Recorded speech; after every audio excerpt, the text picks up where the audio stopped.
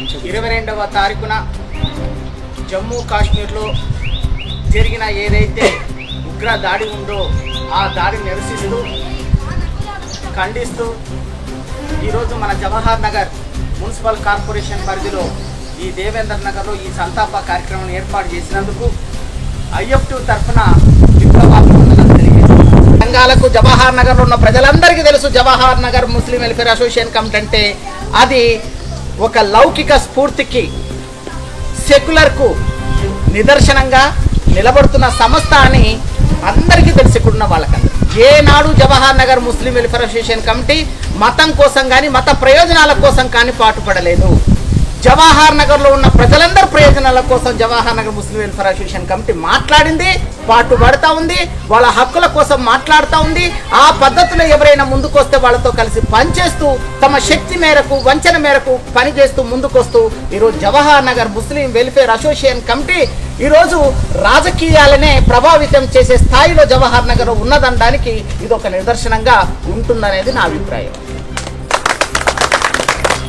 అందులో భాగంగానే ఈరోజు మనం చాలామంది చాలా రకాలుగా మాట్లాడుకుంటున్న క్రమంలో ఈరోజు కాల్పులు అనేవి మరణాలు అనేవి ఉగ్రవాదులు చేస్తున్న దాడిలో భాగంగా చూస్తే మరి మధ్య భారతదేశంలో మన మిత్రుడు కొన్నివేనన్నాడు, ఛత్తీస్గఢ్, మహారాష్ట్ర, ఒడిశా, తెలంగాణ, ఆంధ్రప్రదేశ్ తదితర రాష్ట్రాల్లో ఈరోజు ఆపరేషన్ కగార్ పేరుతో దాదాపు 500 మందిని ఆదివాసీ ప్రజలను అడవిలో ఉండే ఆదివాసీ ప్రజలను అక్కడ నుంచి వెళ్ళగొట్టడానికి చేస్తున్న ప్రయత్నాలు ఏవైతే ఉన్నాయో అవి కూడా దుర్మార్గమైన హత్యలే కదా.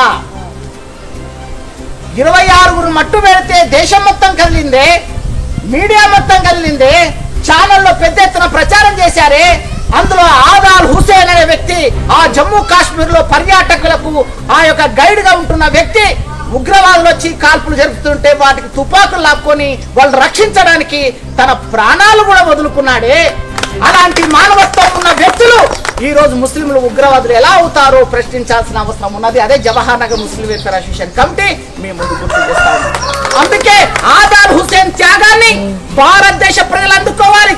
కులం, మతం, ప్రాంతం లేని అంత అతీతంగా ఎవరైతే మానవత్వాన్ని చాటుతూ ఇలాంటి ఉన్నతమైన విలువలు చాటుతారో దేశంలో ప్రజల ఐక్యతను కాపాడుకోగలుగుతారు.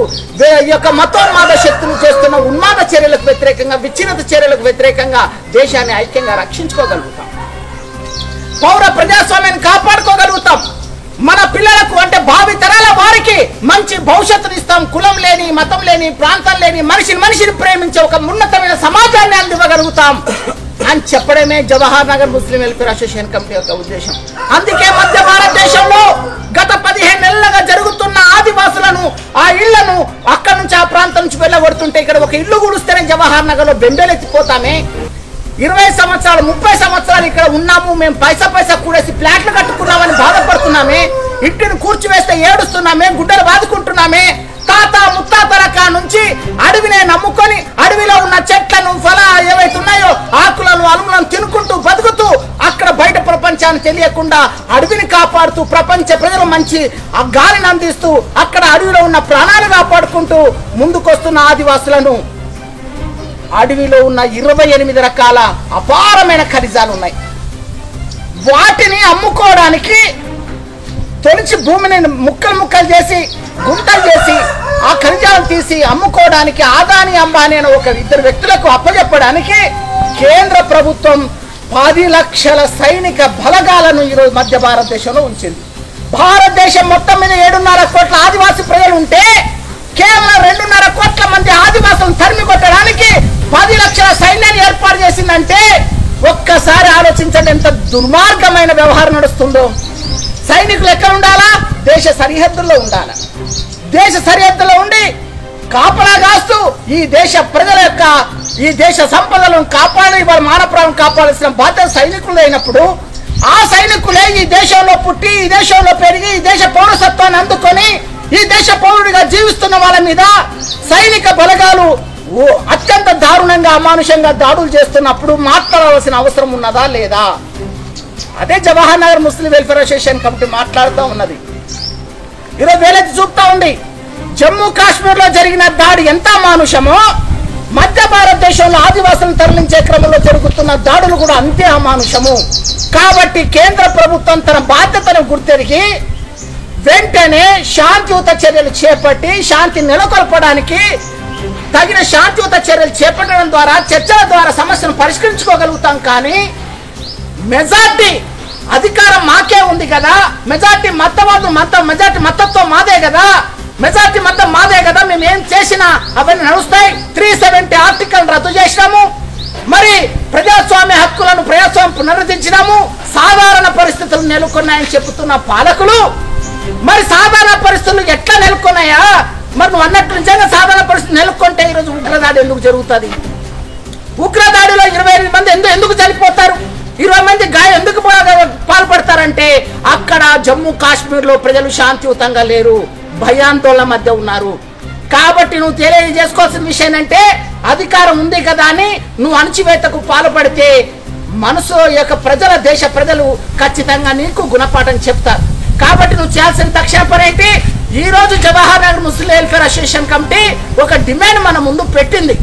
అదేంటయ్యా అంటే నువ్వు వెంటనే శాంతియుతంగా నువ్వు చర్యలు చేపడితే నువ్వు ఈ దేశ ప్రజల మనసులనే కాకుండా జమ్మూ కాశ్మీర్ ప్రజల మనసులను కూడా గెలుచుకోగలుగుతావని అంటుంది. అంటే అర్థమేంటి? నువ్వు మానవత్వాన్ని ప్రదర్శించు, విలువలతో ముందుకురా. భారత రాజ్యాంగం నీకు అధికారాన్ని అప్పచెప్పింది, ఆ రాజ్యాంగబద్ధంగా నడుచుకో. లేదు అంటే ప్రజలే చేత నువ్వు తిరస్కరించబడతావు, వెలివేయబడతావు, ఏకంగా మారుతావు. ఆ తర్వాత నీ చర్యల ద్వారా నువ్వు ఆ దేశ విచ్ఛిన్నతకు నీ యొక్క ప్రేరేపితమైన సంస్థల ద్వారా హిందూ, ముస్లిం, క్రిస్టియన్, దళితులు అని చెప్పి పహల్గామ్ అనేటువంటి కాశ్మీర్ లోయలో ఆ ప్రాంతం ఉన్నది. ఆ ప్రాంతానికి అనేక రాష్ట్రాల నుంచి చూడడానికి వెళ్ళినటువంటి వాళ్ళు ఎవరైతే ఉన్నారో అనేక దేశాలకు సంబంధించిన వాళ్ళు ఉన్నారు. ఈ దేశంలో ఈ రాష్ట్రంలో అనేక రాష్ట్రాలకు వెళ్ళినటువంటి వాళ్ళు ఉన్నారు. అది పర్యాటక ప్రాంతం కనుక ఎక్కడ భూములు కొనుక్కుందామనో అక్కడ ఆస్తులు కొనుక్కుందామనో కాదు, అది వెళ్ళి చూసి రావాలి, కొన్ని ప్రాంతాలను చూస్తే బాగుంటుంది అనేటువంటి మీద కొన్ని కుటుంబాలు లేదు నూతన దంపతులు అట్లా వెళ్ళి అక్కడ ఆ ప్రాంతంలో ఉన్నటువంటి క్రమంలో ఆ ఏరియాలో పాకిస్తాన్ నుంచి చొరబాటుదారులుగా ఉన్నటువంటి వాళ్ళు కొద్దిమంది మిలిటరీ దుస్తుల్లో వచ్చి వాళ్ళ మీద దాడి చేశారు ఆయుధాలతోటి. మరీ అడిగి మీరు హిందువులా ముస్లింలా అని అడిగి తెలుసుకొని వీళ్ళు ముస్లింలు కాదు వాళ్ళు హిందువులే అని అనుకున్నప్పుడు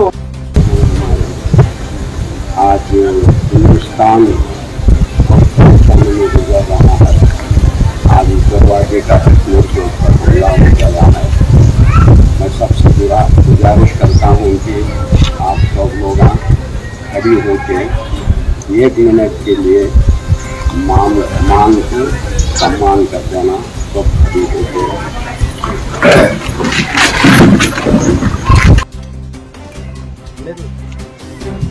పహల్గామ్ అనేటువంటి కాశ్మీర్ లోయలో ఆ ప్రాంతం ఉన్నది. ఆ ప్రాంతానికి అనేక రాష్ట్రాల నుంచి చూడడానికి వెళ్ళినటువంటి వాళ్ళు ఎవరైతే ఉన్నారో అనేక దేశాలకు సంబంధించిన వాళ్ళు ఉన్నారు. ఈ దేశంలో ఈ రాష్ట్రంలో అనేక రాష్ట్రాలకు వెళ్ళినటువంటి వాళ్ళు ఉన్నారు.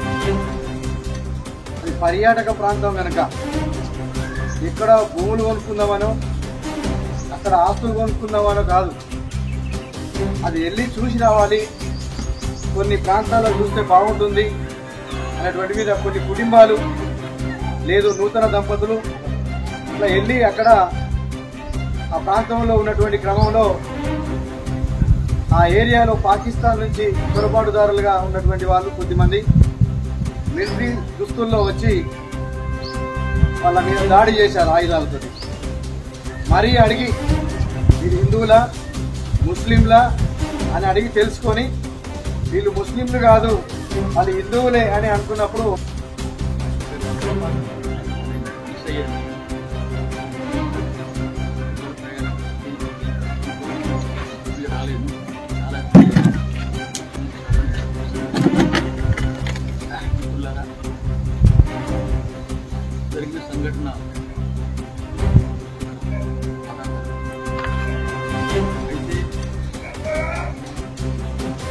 సలాం అలైకుం వాలేకుం సలాం సలాం అలైకుం వాలేకుం సలాం కాదిది గానా బజా सुनो भाई जीना गादा सलाम अलैकुम वालेकुम सलाम ఇంటి ముందు మేక పిల్ల గంప కింద కోడి పిల్ల ఇంటి ముందు మేక పిల్ల గంప కింద కోడి పిల్ల కింద ఆడపిల్ల పైసలకి అమ్మురాయి ఇది ముస్లిం పరిస్థితి సుభాష్ ఇంటికి అంటే ఎంత పేదరికంలో ఉందని చెప్పడం కోసం నేను ఈయన కాదని అంటే అలాంటి బలహీనులు అలాంటి పేదవాళ్ళు ఒక్క అల్లా అనే ఒక ధైర్యంతో ఖురాన్ అనే ఒక నమ్మకంతో అదే వాళ్ళ బలం అదే వాళ్ళ బలహీనత కావచ్చు దాన్ని కొంతమంది క్యాచ్ చేసుకుని ఆ బలహీనుల మీద మైనార్టీల మీద దాడి చేయడం కోసం అనేక రకాలుగా ప్రయత్నం చేస్తున్నాను నేను దాని గురించి పోదలుచుకోలేదు ఎందుకంటే ముఖ్యమంత్రులు అదే విషయం మాట్లాడారు ముందుగా మన భాషామీయ ఈ దేవేంద్ర నగర్ కూడా నా చెమట ఉందని నేను అనుకుంటా ఉన్నాను ఎందుకంటే చెప్పాల్సిన సందర్భం సమయం కూడా ఉంది ఈ బస్తీని ఖాళీ చేయాలని ఈ బస్తీని అమ్ముకున్న వారు కూడా ఇలా ఈ మతాన్ని కూడా ఇలా విధంగా రావడం ఎందుకంటే మతం అన్నది కాదు మనిషి అనేది ఉండాలి తప్ప మతం అనేది లేదు ఎందుకంటే భారతదేశంలో అనే ప్రాంతం నుంచి ఒక పర్యాటక ప్రాంతం అది నిజంగా సుందర ప్రాంతం సుందర కాశ్మీర్ అయితే వాళ్ళు ఏమైందంటే ఎండాకాలంలో చాలా మంది విదేశీ వాళ్ళు మన వాళ్ళంతా అక్కడ విహారయాత్రలో పోతారు కానీ ఆ తాకుగా చూపించుకొని ఈ మత మౌఢ్యం పెట్టుకొని నిజంగా మనకి ఏదన్నా ఆలోచన ఉంటే ప్రభుత్వానికి డిమాండ్ పెట్టాలి భూ సమస్యలు ఉన్నాయంటే అద్దుల సమస్యలు ఉన్నాయంటే ఏదైనా పెట్టాలి తప్ప మామూలు నిజంగా ఆడ కొత్త జంటలు కూడా పోయినాయి వాళ్ళని నిర్దార్శనంగా కాలవడం అనేది పెద్ద ఘోరాతి ఘోరం ఎందుకంటే భారతదేశంలో ప్రజాస్వామ్యం బతుకుండాలంటే భారతదేశం నిజంగా ఒక ప్రపంచంలో ఒక మంచి ఒక దౌత్య దేశం ఉంది కాబట్టి మనకు చెడ్డ పేరు తేవడానికి ఈ మతాలు ముసుగులో మనం ఏంటంటే అందరం మనుషులుగా బతకాలి మతము లేదు కులము లేదు అందరం భారతీయులుగా బతకాలి భారతదేశ పౌరులుగా ఉండాలి ఈ మధ్యనే అదేవిధంగా కృష్ణవల్లి గారికి అశోక్ గారి గారికి ధన్యవాదాలు చేసుకుంటూ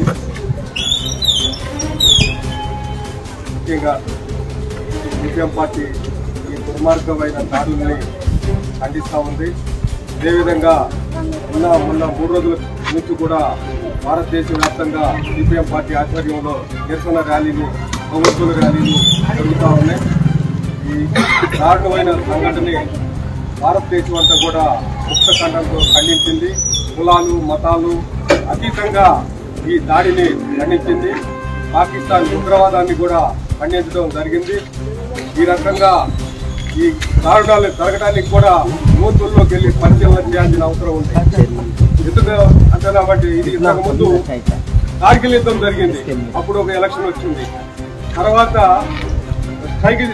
సర్జికల్ స్ట్రైక్ చేస్తామన్నారు అప్పుడు ఒక ఎలక్షన్ వచ్చింది సర్జికల్ స్ట్రైక్ చేసి వచ్చాం మేము పాకిస్తాన్ పడగొట్టి వచ్చినాము అక్కడ ఏం లేదని చెప్పి తర్వాత అక్కడ జరిగింది ఏం లేదు కనీసం కొన్ని ఫోటోలు కూడా మేము ఈ భవనాలను ధ్వంసం చేసినాం లేకుంటే ఈ సైనికుల మీద మేము పోయినాము అనేది కూడా ఏం లేకుండా ఆడ